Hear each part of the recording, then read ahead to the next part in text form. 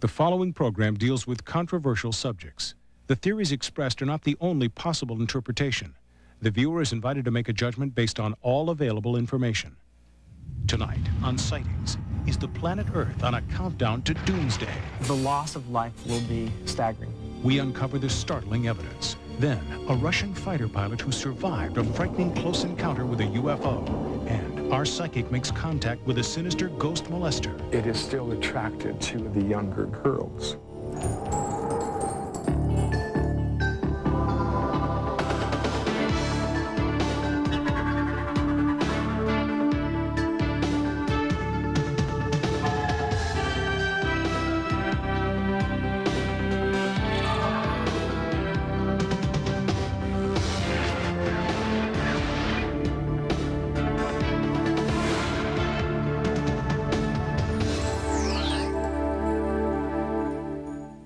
Welcome to Sightings. I'm Tim White.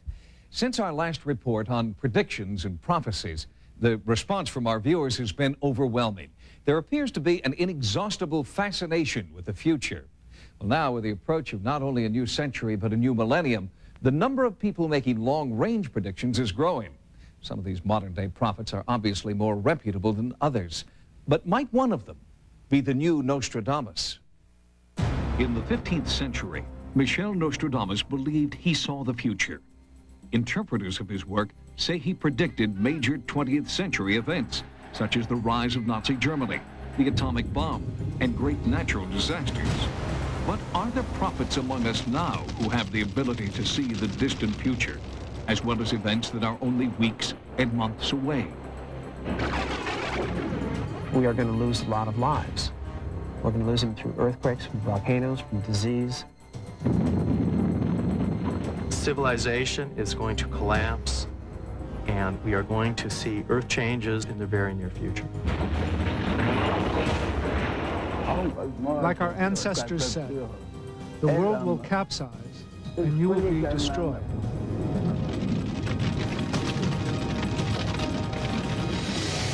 Gordon Michael Scallion and Richard Kinninger are contemporary prophets. Time may prove them to be heirs to Nostradamus' power of prophecy. Deep in the woods of rural New Hampshire, electrical engineer Gordon Michael Scallion claims he's been having disturbing visions since 1979. According to Scallion, the Earth is about to go through massive changes that will drastically alter the surface of the planet. And, he warns, time is running out. A spring of '93 would be remembered in the future as when it all began, and life changed as we know it. In 1998, perhaps sooner, the United States will look much different than today. 25% of its landmass will have gone underwater. We see Denver being a seaport. Portions of Louisiana goes underwater. The Great Lakes change, go underwater. Michigan becomes islands. Scallion claims to receive his visions while in a trance-like state, assisted by his wife, Cynthia Keys. He believes he can then communicate directly with the Earth. Scallion has a high rate of accuracy, predicting the devastating Hurricane Andrew that hit South Florida and the earth-shaking 7.6 Landers quake in California last summer. What's next? Scallion predicts the entire planet will be plagued by a series of catastrophes, beginning in California. The next event that California will experience will be a quake that will be greater than 8. It will create flooding. The bridges and highways, especially the bridges that cross other bridges, will come down. It is now, in my opinion, 95% probability that it will occur between March and May 9th. Scallion believes this unprecedented quake and its crippling effect on California will be just the precursor of greater disasters to come. I believe a quake in the magnitude greater than 10 will divide California north to south and literally create islands. The loss of life will be staggering. We don't think that the largest quake possible is any larger than 9.5, and that's anywhere in the world. Dr. Kate Hutton is a seismologist at the California Institute of Technology, the world's leading repository of earthquake data. We've had several of those this century already. We had the 60, Chile earthquake, 9.5, and the Alaskan earthquake in 64, 9.2. Neither of those destroyed civilization. Despite scientific skepticism, there are many people who believe civilization will change forever after cataclysmic seismic activity. Author Richard Kinnicker believes that a rare planetary alignment on May 5th in the year 2000 will create forces great enough to alter the surface of the Earth. Everything will be changed everywhere.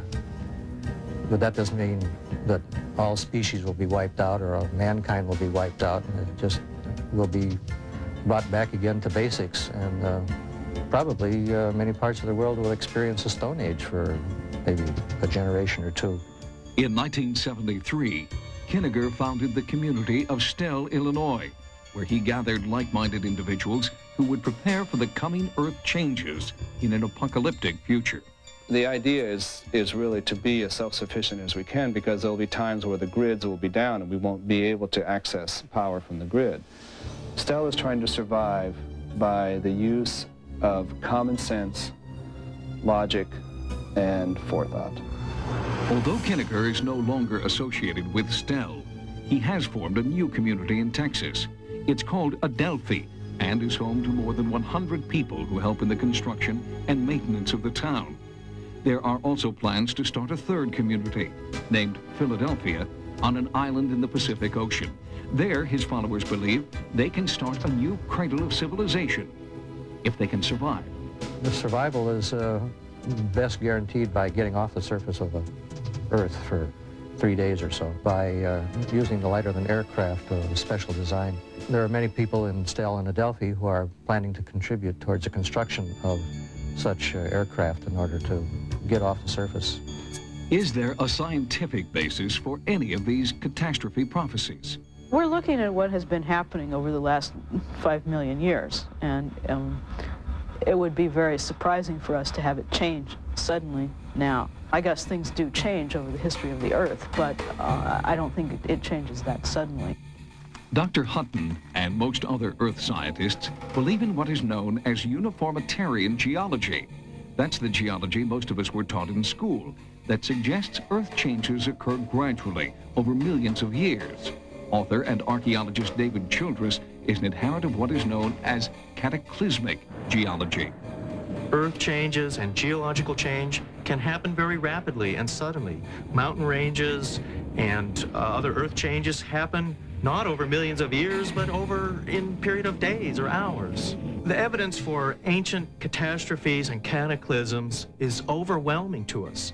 For instance, it is a known archaeological fact that there are more than 200 sunken cities in the Mediterranean alone.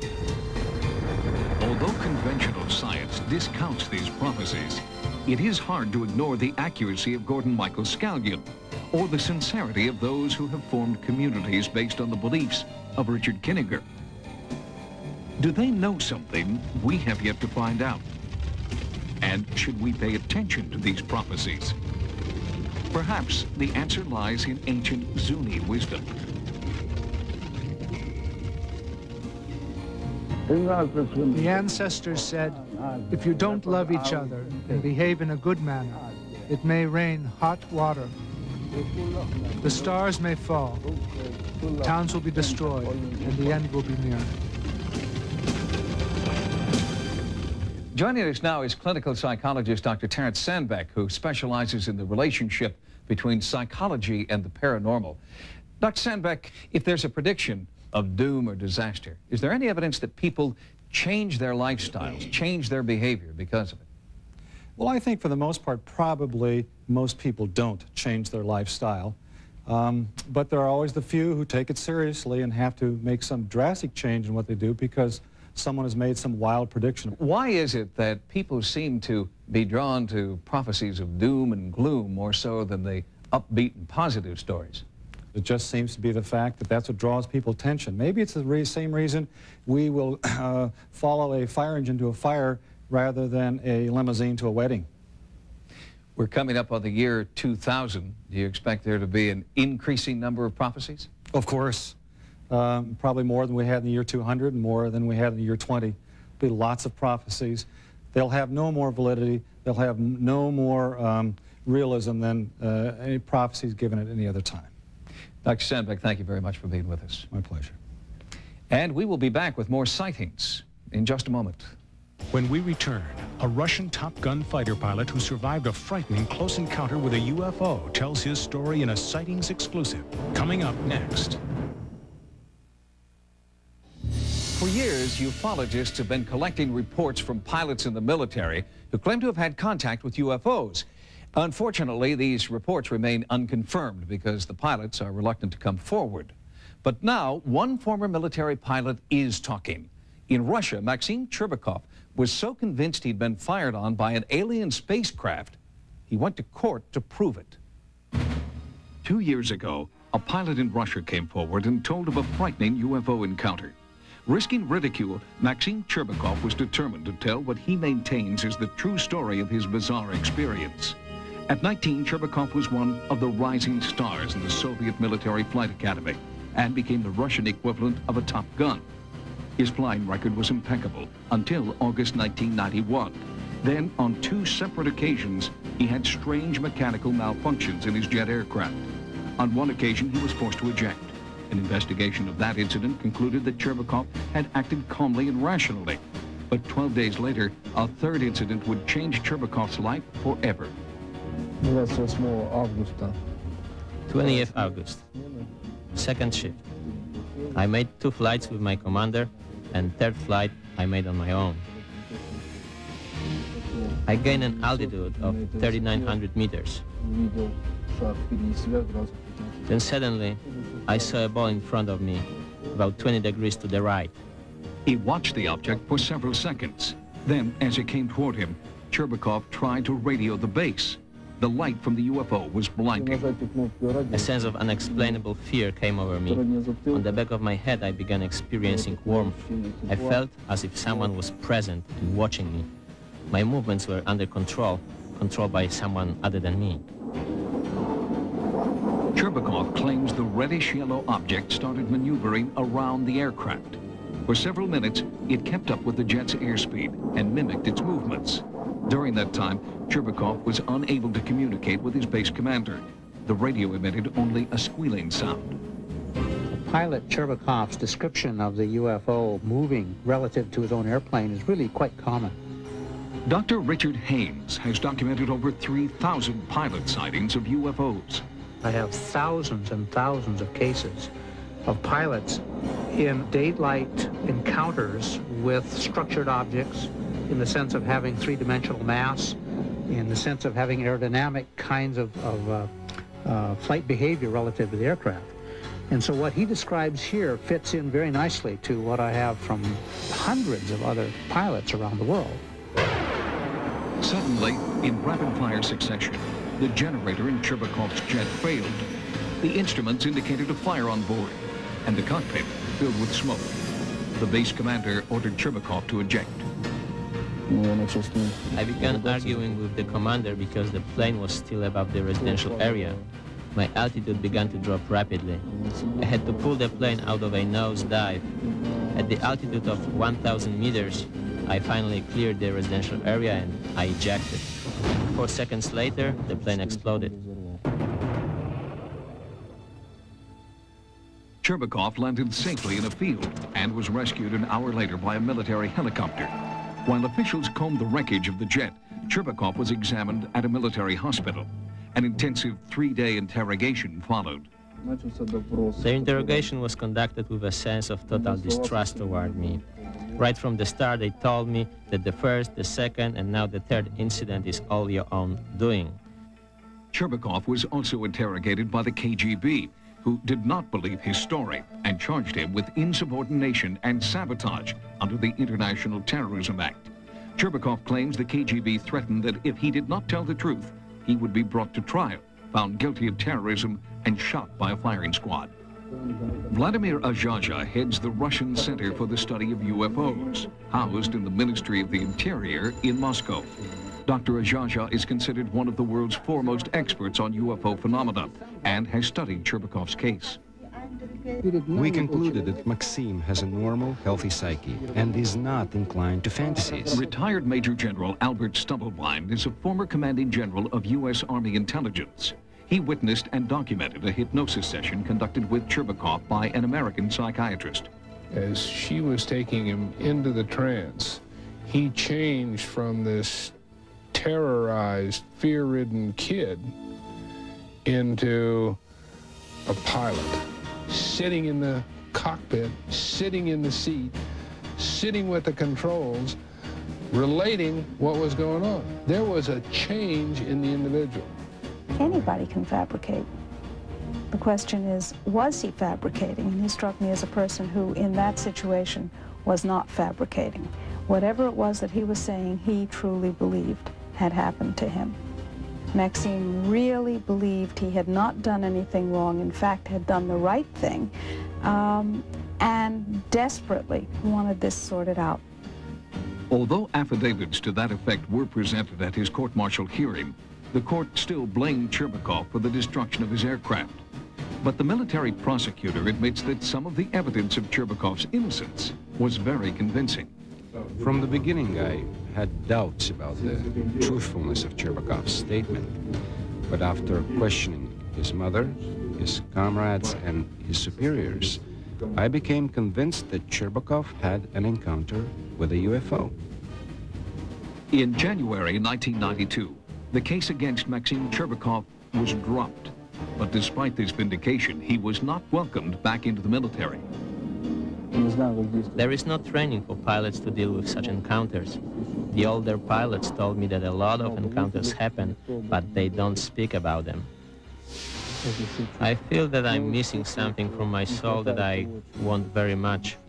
My love for the planes and flying has remained and will continue to remain. Did Maxime Cherbakov see a UFO? We may never know the answer, but one thing is clear. Maxime Cherbakov ejected only after he saw that his jet would avoid populated areas below.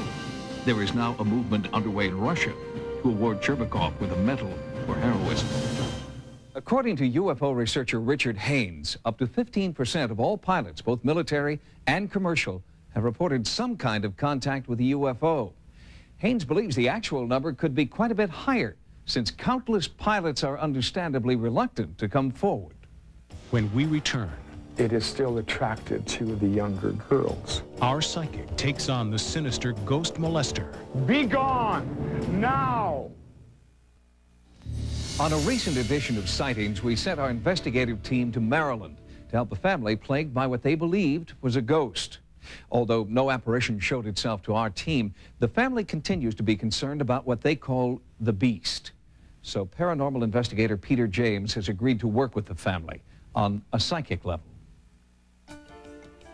During our initial investigation, the family revealed they were being assaulted by an entity in their house. In the weeks since our team left the site, the ghostly activity has continued unabated. There's been a very active period since they've been gone. They've been gone a couple of weeks, and the scratching has started again. My youngest daughter's been scratched really badly. After seeing a Sightings episode featuring psychic Peter James, the family thought they'd finally found someone who could help. We just felt like that's the guy that we need. Somebody who can come in here, identify what it is, and deal with it, and send it on its way. After a brief walk through the house, Peter James felt he was dealing with more than one entity. I would say there are about 6 ghosts in this house, 6 entities. I feel we have a forceful entity who is the mainstay, who is the ringleader, so to speak. It wants to gain more control. It wants to maintain control. And my being a fighter of sorts with this sort of activity, I feel that I'll clean house. Peter then conducted a more thorough inspection of the site to identify paranormal hotspots. Hello? Hello? Hello? I'm getting a name that I believe dwells in this area, or certainly within this structure, and I get a name of Philip. I also receive a name of Patrick. I am rather saddened by the vibrations that are here. I feel a lot of sadness tonight, but this is truly one of the hearts of the house. The family confirmed that the laundry room and the basement were two areas where particularly bizarre events had occurred. Peter was also drawn to an upstairs bedroom. I am also picking up a female entity who is loving and that is peaceful, that I believe that dwells here, not in this room necessarily, but throughout. And I get the name of Rebecca. And she is with a child, and I believe it is a boy child, and the child answers to the name of Thomas or Tommy. Next, Peter attempted to contact the entity directly and rid the house of its presence. I am receiving a name that, from this forceful entity that begins with a D, and I believe this entity's name is Daniel. Daniel, I am in control here. You are no longer welcome here. Your energy is beginning to weaken now. Be gone now. After Peter James' investigation, the spirit activity in the house stopped. Sightings then conducted a search of area land deeds and real estate records and found a startling document. Peter James, who had never even been to Maryland, had correctly identified the name of the original landowner, a former police chief in the area, whose first name was Daniel. Peter believes Daniel's spirit is the beast that terrorizes the family. He is continuing to stake his claim to this property. He believes that this house is his and this land is his, and they're invading his possession. If you've had a paranormal experience like the Maryland family in this segment, or captured something unexplainable on film or videotape, our Sightings investigative team would like to know. Call 1-900-740-SIGHT.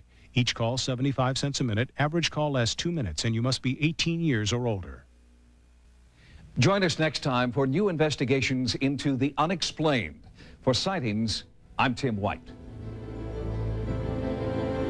Stay tuned for another episode of Sightings. Tomorrow, after Cops, get as close to the action as you'll ever want to be. When a blazing wall collapses, firefighters battle the flames to save one of their own. On Code 3, part of A Full Hour tomorrow.